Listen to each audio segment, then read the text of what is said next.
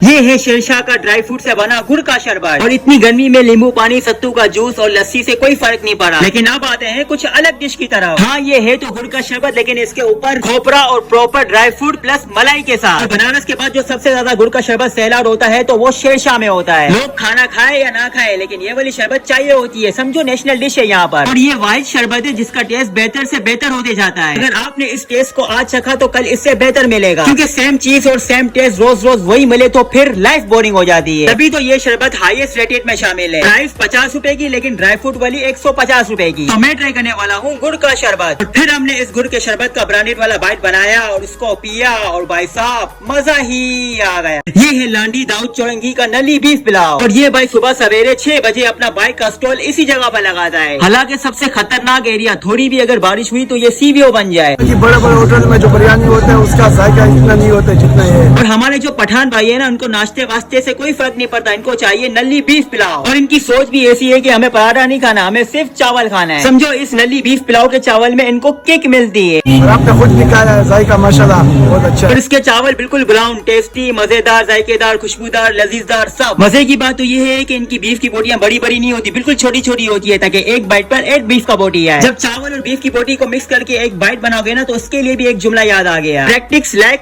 Never won and performs like never loss. तो मैं try करने वाला हूँ नली बीफ पुलाव। और फिर हमने इस पुलाव का ब्रांडेड वाला बाइट बनाया और उसको खाया, और भाई साहब मजा ही आ गया। ये है मनोरा की चिकन बिरयानी। और मैं अभी मौजूद हूँ कराची के सबसे खूबसूरत बीच मनोरा बीच में। एंड थैंक्स टू फारूक भाई जिसने मुझे थोड़ा सा गाइड किया यहाँ पर। एक टाइम था जब मनोरा बीच बन रहा था तो उसको कोई पूछता भी नहीं था, क्योंकि बनी बनाई चीज किसी को पसंद नहीं आती। जब बन जाती है तब उसकी वैल्यू होती है। और ग्रेटनेस एक दिन से नहीं बनती, वो बनती है रोज के छोटे छोटे एफर्ट्स से। तभी तो यहाँ पर बहुत सारे फूड स्टॉल्स और हट बन गए, साथ में लग्जरी होटल, मंदिर, मस्जिद और सफाई का बहुत अच्छे तरीके से ख्याल किया गया है। मानो ग्रुप ट्रिप, फार्म हाउस और रिसोर्ट से भी सस्ता पड़ता है। हाँ, इस जगह पर आप बाय रोड भी आ सकते हो, लेकिन फिर आपको हॉक्स बे की साइड से आना पड़ेगा। और मैं मनोरा बहुत जल्द एक्सप्लोर करने वाला हूँ, तो मैं ट्राई करने वाला हूँ मनोरा बिरयानी। और फिर हमने इस बिरयानी का ब्रांडेड वाला बाइट बनाया और उसको खाया, और भाई साहब मजा ही आ गया। ये है मसान चौक की ओजी नवाब बिरयानी। और यही बिरयानी मैंने 1.5 साल पहले एक छोटे से स्टॉल पर खाई थी, लेकिन अभी मैं इनकी फर्स्ट ब्रांच की बिरयानी खा रहा हूँ। जब 1.5 साल पहले एक छोटे से स्टॉल से स्टार्ट किया था तब एक जायका था, लेकिन अभी एक जायके से ज्यादा इस बिरयानी के साथ इमोशंस हैं, क्योंकि आपका एक स्टेप 3-4 साल के बाद आपको उस जगह पर खड़ा कर देती है। किसी को उम्मीद ही नहीं होती कि ये बिरयानी बनाने का फैसला, स्टॉल लगाने का फैसला बिल्कुल दुरुस्त था। और आज माशाल्लाह से 2 ब्रांच है, एक मसान और दूसरा जैक्सन। चलो अब आते हैं इसकी रसीली बीफ बिरयानी पर। और हर 2 दिन बाद अपनी खुद की गाय काटते हैं इस ताजी बिरयानी के लिए। लेकिन इस बिरयानी की खासियत ये है कि ये थोड़ा सा वलीमा टच बिरयानी है। और अभी भी इस बिरयानी का टेस्ट जो मैंने 1.5 साल पहले खाई थी वही है। लोकेशन मसान चौक। तो मैं ट्राई करने वाला हूँ नवाब बिरयानी। और फिर हमने इस बिरयानी का ब्रांडेड वाला बाइट बनाया और उसको खाया, और भाई साहब मजा ही आ गया।